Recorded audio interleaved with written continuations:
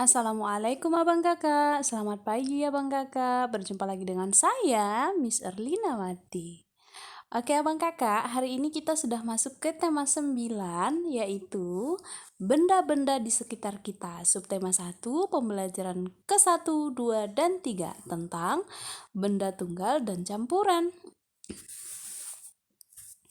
Baiklah Abang Kakak, sebelum kita lanjut ke materi berikutnya, alangkah lebih bagusnya kita berdoa dulu ya nak.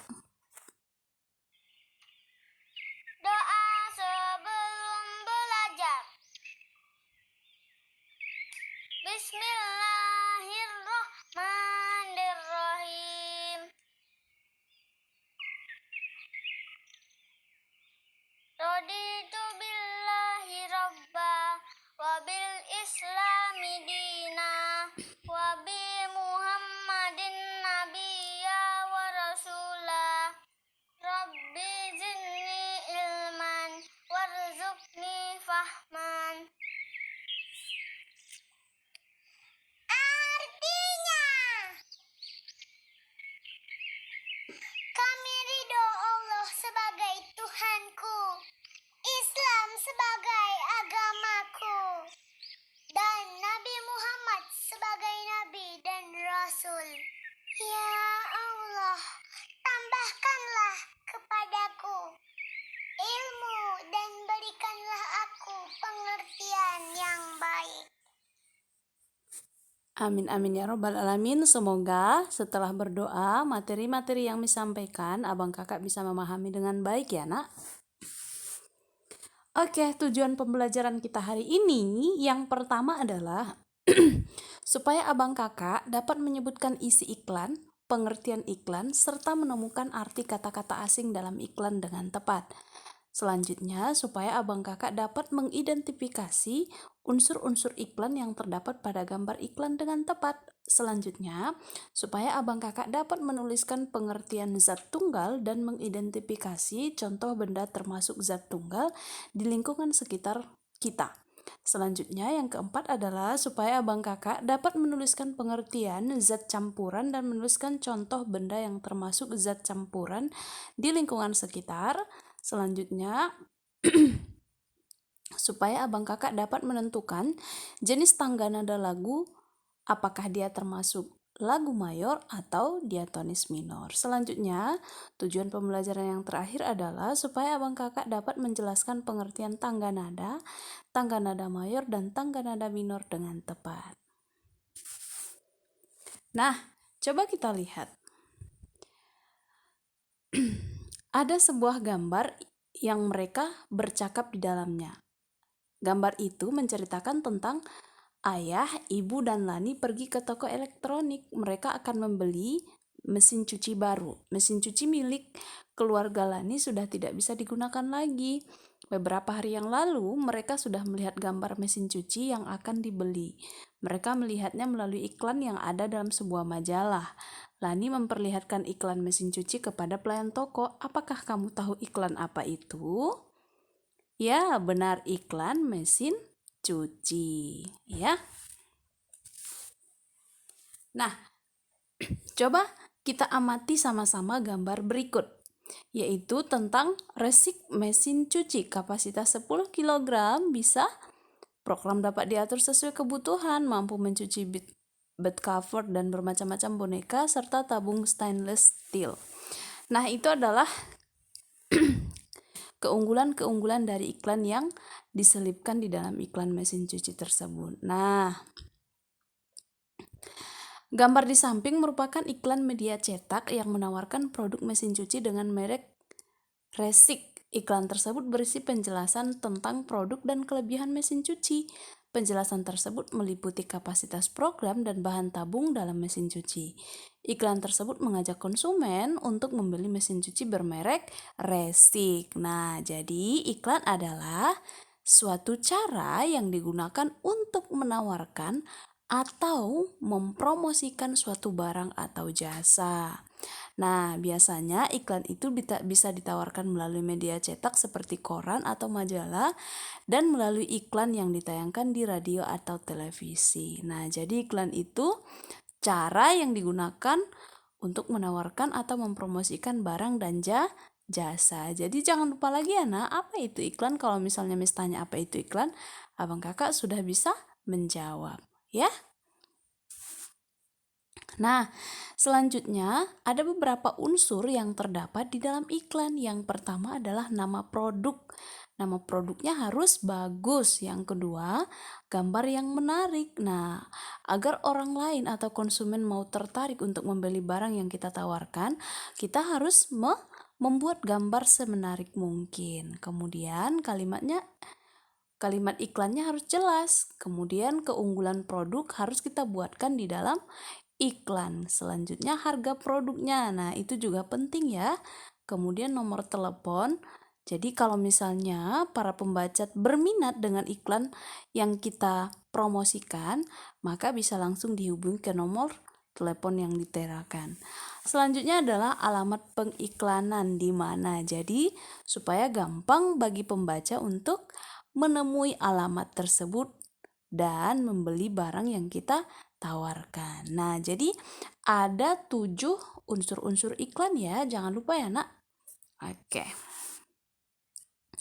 Nah, jadi kita lanjutkan tadi keluarga Lani yang membeli mesin cuci mendapatkan mesin cuci baru sesuai yang diinginkan. Lani tidak sabar untuk menggunakan mesin cuci barunya. Sore harinya Lani membantu ibu mencuci. Lani memasukkan baju ke dalam mesin cuci, kemudian ibu memasukkan deterjen. Ibu juga mengisi tabung mesin cuci dengan air. Setelah semua siap, mesin cuci pun dijalankan. Nah, setelah selesai mencuci, ibu mengeluarkan air melalui selang yang tersedia pada bagian belakang mesin cuci. Air yang keluar sudah berubah warna. Air yang belum tercampur oleh apapun sebaliknya bening. Air yang keluar dari selang mesin cuci tidak bening lagi. Nah, jadi abang kakak, air itu sudah tercampur dengan deterjen dan kotoran dari pakaian.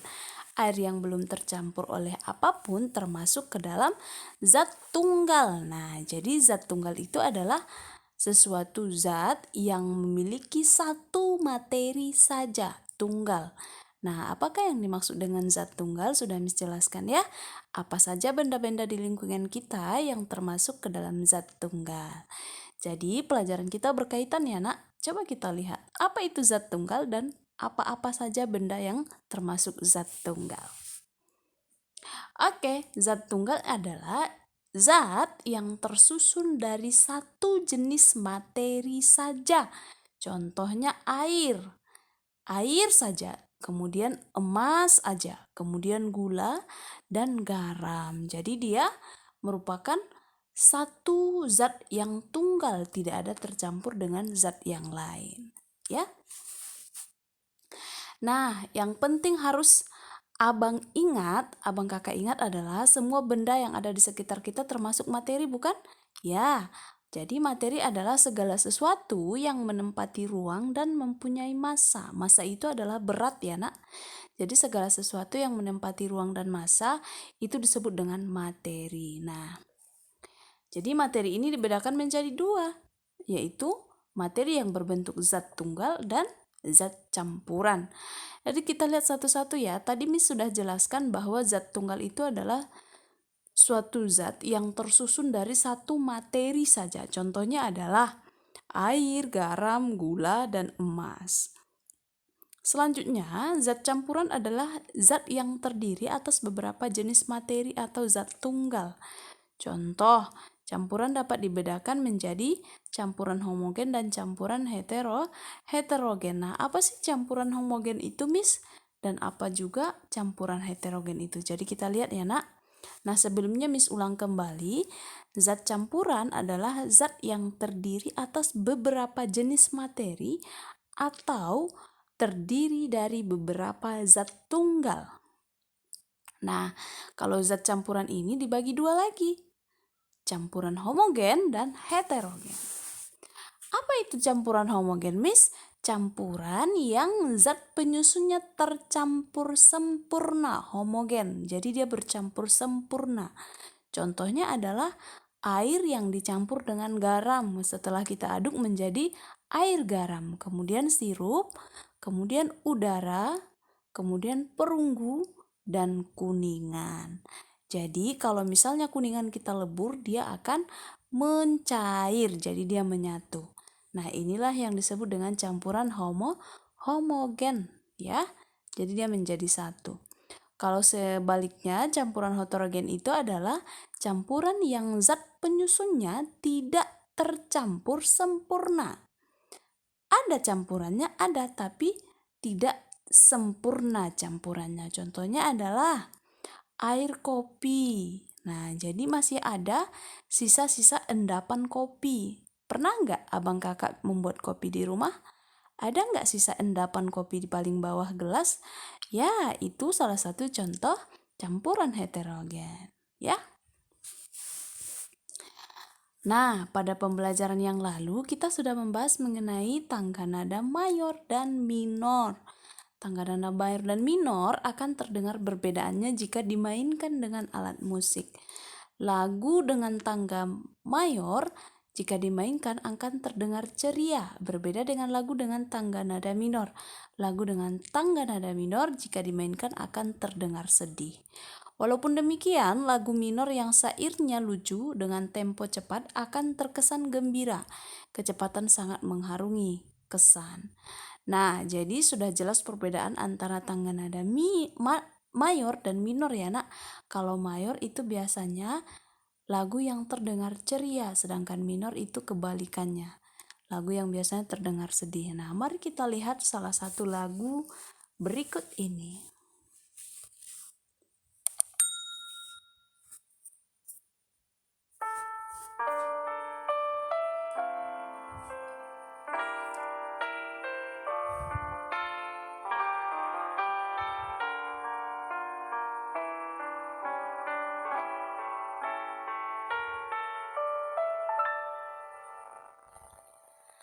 Betapa hatiku takkan pilu telah gugur pahlawanku.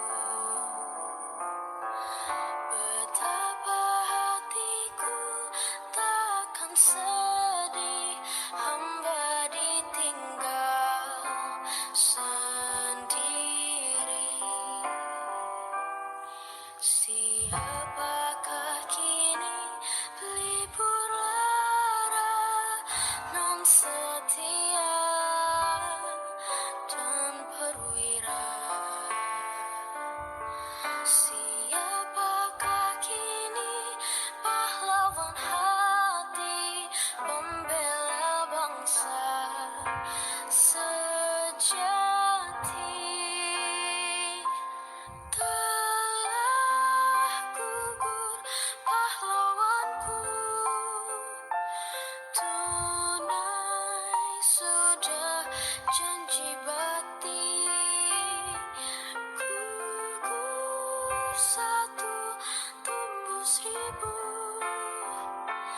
tanah air jaya sakti.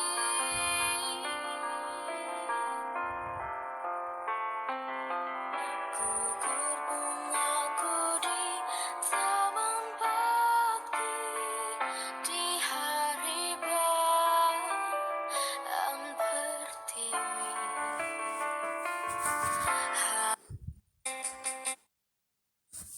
Nah, sekarang kita dengarkan lagu Ayam dan Lapeh.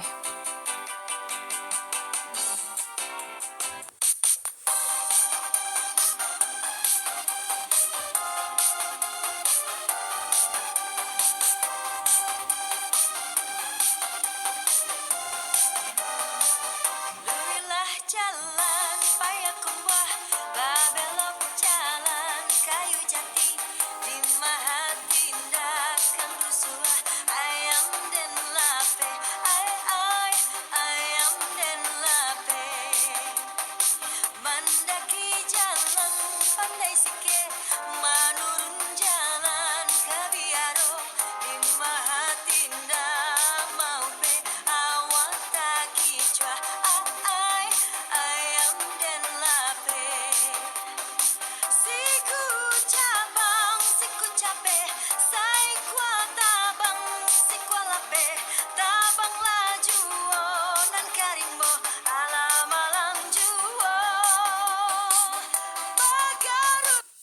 Nah, jelas sekali perbedaannya ya Bang Kakak. Tadi lagu yang pertama Gugur Bunga itu adalah salah satu contoh dari lagu bertangga nada diatonis minor. Nah, sedangkan Ayam dan Lape itu salah satu contoh dari lagu yang bertangga nada diatonis mayor. Nah, jelas sekali perbedaannya ya, Nak. Nah, ternyata di dalam Quran surah Ar-Rahman ayat 19 sampai 20 juga Allah sudah menerangkan yang berbunyi Bismillahirrahmanirrahim marojal bahraini yaltakiyan. Artinya dia membiarkan dua laut mengalir yang kemudian keduanya bertemu. Nah, selanjutnya bainahuma barzakhul ya bagian. Artinya di antara keduanya ada batas yang tidak dilampaui oleh masing-masing. Nah, maksudnya adalah berkaitan dengan zat campuran dan zat tunggal. Kalau zat tunggal itu mereka keduanya saling bertemu, sedangkan zat campuran itu adalah mereka dibatasi oleh sesuatu atau benda atau endapan yang tidak akan bertemu walaupun mereka sudah dicampur. Nah, itu maksudnya ya, Nak ya. Oke. Terima kasih sudah menonton video pembelajaran kita hari ini. Saran Miss, tetap gunakan masker di rumah ketika keluar rumah, kemudian konsumsi buah dan air putih yang cukup. Selanjutnya, bagi anak-anak Miss, baik laki-laki maupun perempuan tetap menutup auratnya. Oke, Miss tutup. Assalamualaikum warahmatullahi wabarakatuh.